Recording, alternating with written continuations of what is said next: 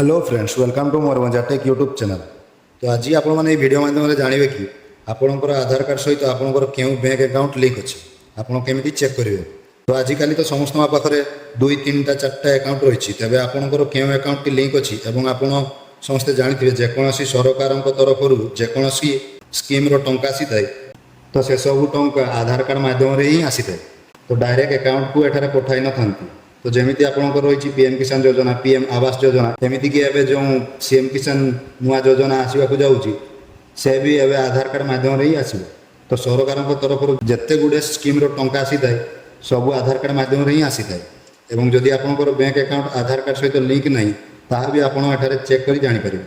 चलते video start करा पूर्व जदि आप आम चैनल को नुआ देखुं आम चैनल को एवं सब्सक्राइब करूँ एमती नुआ नुआ इनफॉर्मेटिव वीडियो देखापी। तो प्रथम आपणकर मोबाइल कि कंप्यूटर आप क्रोम को आसी रेसिडेंट आधार लिखिकी सर्च करूँ।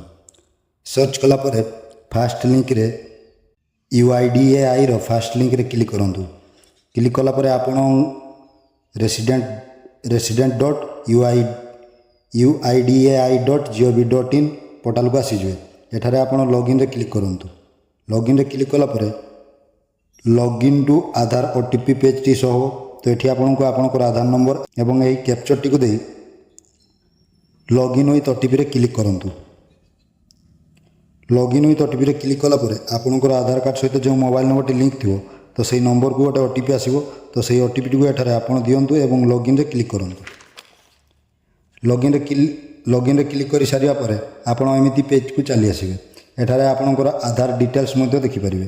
तो आपनकर केउ बैंक अकाउंट टी आधार सह लिंक अच्छी जानापी आप तले थी बैंक सेडिंग स्टाटस तो ताहारी उपरे आप क्लिक करूँ।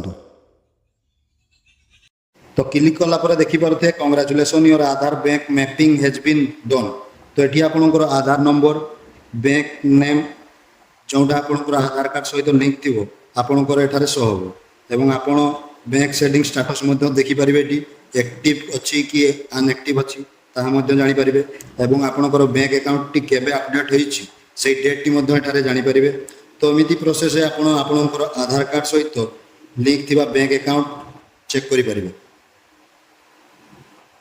जदि वीडियो भल लगी था वीडियो गोटे लाइक और आम चैनल को सब्सक्राइब करूँ। जय जगन्नाथ।